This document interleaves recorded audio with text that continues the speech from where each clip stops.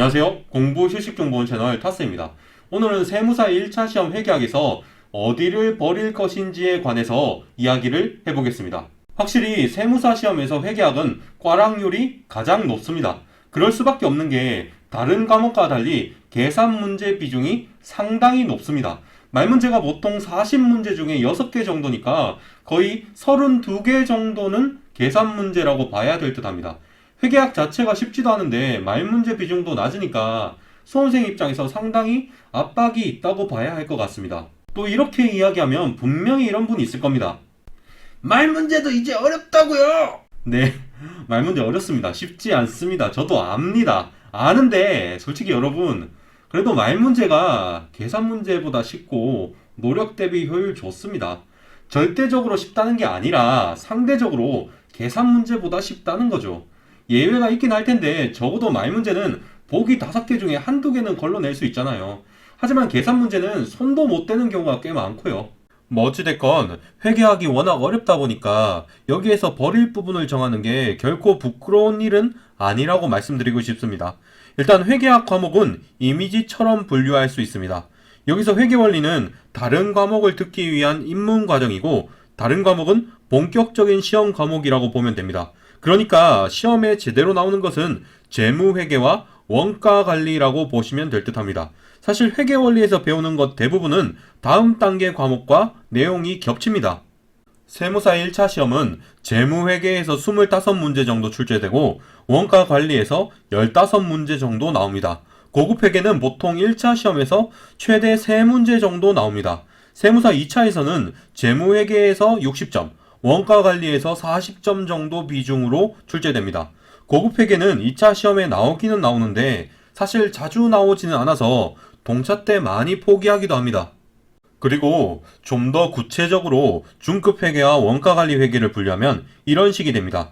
중급회계는 상과 하로 나눌 수 있고 원가관리회계는 원가회계와 관리회계로 나눌 수 있습니다. 자, 여기까지 이야기했으면 이제 본격적으로 1차 시험에서 버릴 부분에 대해서 이야기를 하겠습니다. 우선 여러분의 목표는 15문제 확보라고 생각하시면 될 듯 합니다. 확실하게 아는 문제가 10개고 나머지를 다 찍었을 때 점수가 40점입니다. 다른 과목 점수에 따라서 회계학 점수가 더 높아야 할 수도 있지만 일단은 꽈락을 넘는 게 가장 중요하다고 생각합니다. 그런데 풀고도 못 맞히는 문제가 있을 테니까 확실히 푸는 문제 개수가 15개 이상은 되어야 꽈락을 피할 수 있다고 생각하시면 편할 듯 합니다. 일단 고급회계. 고급회계는 최대 3문제가 나온다고 했습니다. 당연히 버려도 됩니다.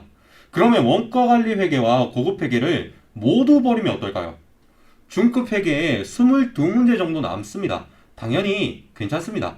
아직까진 15문제가 아니니까요. 그런데 반대로 중급회계와 고급회계를 버리고 원가관리만 공부한다고 하겠습니다. 이건 좀 아슬아슬하긴 합니다. 15문제만 남았으니까 중급회계를 약간은 더 공부하는 게 필요해 보입니다. 중급회계 말문제만 전부 푸시고 원가관리 전 범위를 공부하면 괜찮다고 생각합니다. 지금 제가 말씀드리는 것을 보면 좁고 깊게 공부하는 식이죠. 그러면 반대로 전 단원의 쉬운 문제만 공부해서 실제 시험에서 쉬운 문제만 푸는 것은 어떨까요? 사실 이건 오히려 위험하다고 생각합니다. 왜냐하면 여러분이 실력이 부족하시면 어떤 문제가 어려운 것인지도 판단 못합니다. 그리고 함정이라는 게 어설프게 아는 사람 낚기라고 있는 거지 아예 모르는 사람을 낚으려고 넣지는 못합니다. 심지어 시간이 너무 없습니다. 여러분이 어떤 문제가 쉬워 보여서 3분 정도 시간을 들였다가 결국 못 풀었다고 하겠습니다. 이런 식으로 풀다가 포기하는 문제 서너 개만 겪으면 그의 시험은 그냥 망했다고 보면 됩니다.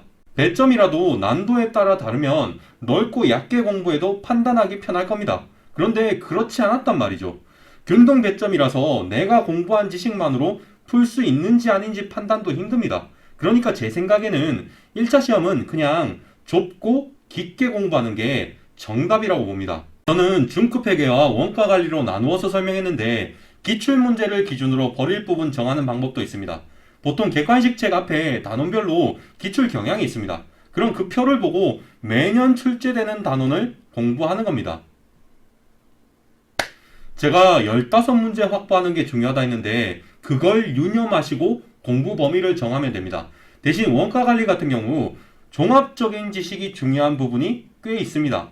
원가 관리는 가급적 특정 단원을 버리기보다는 원가 회계 또는 관리 회계로 나누어서 버릴 부분을 정하는 게 더 좋다고 봅니다. 이상으로 영상을 마치겠습니다. 이 영상은 세무사 메이커 Q&A를 바탕으로 만들어졌습니다. 예비 합격자 여러분, 시청해주셔서 감사합니다.